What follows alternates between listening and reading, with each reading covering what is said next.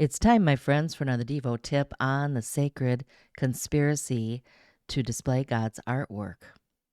Conspiracy theories. While you can blame the ancient Greeks for the belief in zombies, the Greeks didn't just bury their dead, they piled stones on top of them so they couldn't pop up. Did it work? I don't know. But this is just silly. But then again, we don't want a zombie apocalypse, do we? Conspiracy theories can get a little crazy, but there's one conspiracy we can stake our life on: the sacred conspiracy, the secret plot to fill creation with God's glory. Jesus has launched a new era to bring about the renewal of the entire universe, concluding with the new heavens and new earth. God is making known to us the mystery of His will, according to His purpose, which He set forth in Christ as a plan for the fullness of time to unite all things in Him, things in heaven and things on earth. And yet, ever since God created the heavens and the earth, the forces of darkness have threatened to devastate human dignity and destabilize the cosmic order.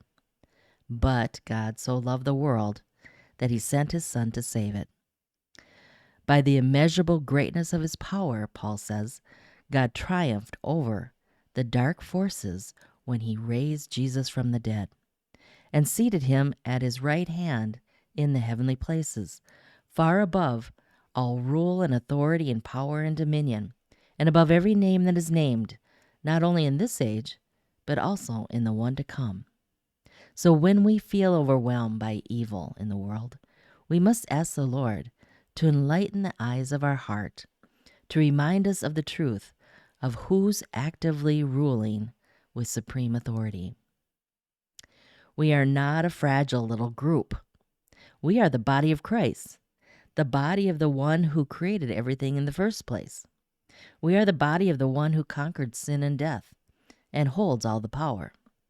In fact, God put all things under His feet, so anything that opposes Jesus will be made into a footstool. We use footstools for relaxation, but in the ancient world, footstools signified subjugation to the king. Through our union with Christ, we are participants in His victory. God gave Him as head over all things to the church, which is His body, the fullness of Him who fills all in all. Now, what does that mean? Well, Jesus is in the process of completely filling creation. That's all things. We are merely a foretaste, a down payment, a guarantee of God fulfilling His covenant promise to restore the entire created realm at the second appearing of His Son. The redemption of the cosmos has begun with us. And as the saying goes, the proof is in the pudding. The expression is an alteration of an older saying that makes the meaning clearer. The proof of the pudding is in the eating. That's what it means. So the value or truth of something must be judged based on direct experience with it or on its results. So Paul says, we were once dead in our trespasses and sins and held in bondage to evil forces. But God, being rich in mercy, made us alive together with Christ and raised us up with Him and seated us with Him in the heavenly places in Christ Jesus. The claim that the dark powers have been subjugated is verified by the drastic rescue of human lives, a rescue so radical that it can only be described as the transformation from death to life, a work that God alone can do. Not only does God redeem our humanity, He also restores our purpose.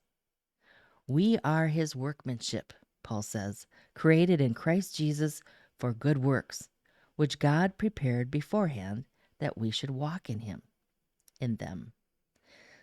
Now, I like to quote from N.T. Wright because he says, at this point, he says, now you may well feel that phrase, good works, is a bit, oh dear, here we go, We've got to behave ourselves and all that sort of thing. I should use an English accent there. But it's not like that at all, he says. The word in the Greek for workmanship means that we are God's poem. We are God's artwork. The good works that we are to do are not simply referring to moral behavior. God wants us to be fruitful, experimental, innovative. You've got to identify the things you can do to be God's artwork, created in Christ Jesus for those good works which God prepared beforehand for you and you alone. You, N.T. Wright says, are created in Christ Jesus to bring into the world that which only you can bring.